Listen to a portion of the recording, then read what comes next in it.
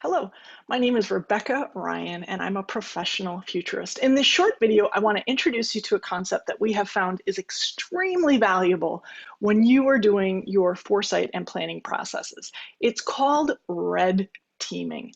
What is red teaming? Well, recently it's become very popular because the US Army has started using it, and they use it as a method of questioning their assumptions. So if you think about an organization like the Army, general, lieutenants, and so forth, it's very difficult to question your general, right? Whatever she or he or they say goes, right? So what the Army realized is we're actually getting ourselves in trouble. They ran into some unexpected casualties in two theaters of war, and they said, we need a better process to question our plans before we go marching in. So they've really unleashed this tool of red teaming, and there have been a couple of terrific books written about it.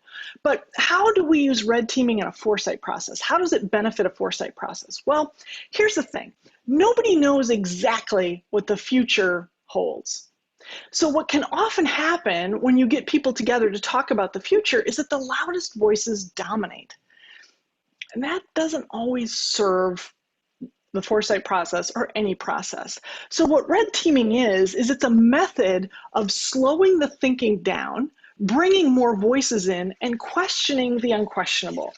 And I have this little red plastic band here because oftentimes we recommend with our red teams that they have something that is red so that when they are assigned to that red team role that is asked to question the assumptions, to challenge the unchallenged, to think the unthinkable, that they hold this up and say, I'm red teaming here. Because without something like this little token, we can often feel that people who are questioning things are pains in the rear end, or people who just can't go along to get along, or somebody who is a cultural anomaly and we'd rather not deal with them. But red teaming is a very healthy process, again, to do three things. Question the unquestionable. So if your organization has some sacred cows, those should be questioned from time to time. To think the unthinkable. So what if thinking is very valuable and it's something that the red team should help your organization do? What if things don't go according to plan? What if our primary competitor eats our lunch on something?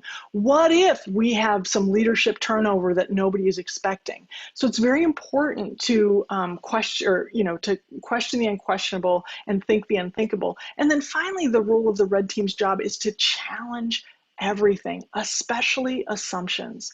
So why do they do this? Not just to be pains in the rear end, but because if you can slow a process down and invite a red team to come in and think about these unthinkable things, to question these things that nobody questions, you're going to have a plan that is far better thought out and therefore far more likely to be successful. So that's what a red team is. How do you do it? Well, with our clients, we train everybody how to be a member of the red team, and then we rotate the responsibility. So, and I will say there are some people who are naturally great at being red team members. They tend to be the people who are like, oh God, there Larry goes again with their questions, right? But the reason we want to rotate the red team is because in healthy organizations, we want there to be the freedom, the psychological freedom, the intellectual freedom to ask better questions, right? So we train everybody in red teaming and then we rotate the responsibility. And what's really beautiful is when a client or an organization eventually this becomes part of what they do. And then they'll just signal it verbally like, hey, I'm going to red team this for a second, but I heard you say X, and I wonder if we're taking into consideration K, D, and R. Right? So red teaming is a very valuable process in the foresight methodology because we want to question our assumptions. The future is unknown. And by having an active red team willing to question, think, and challenge, the chances of you having a future that you can really live into increase.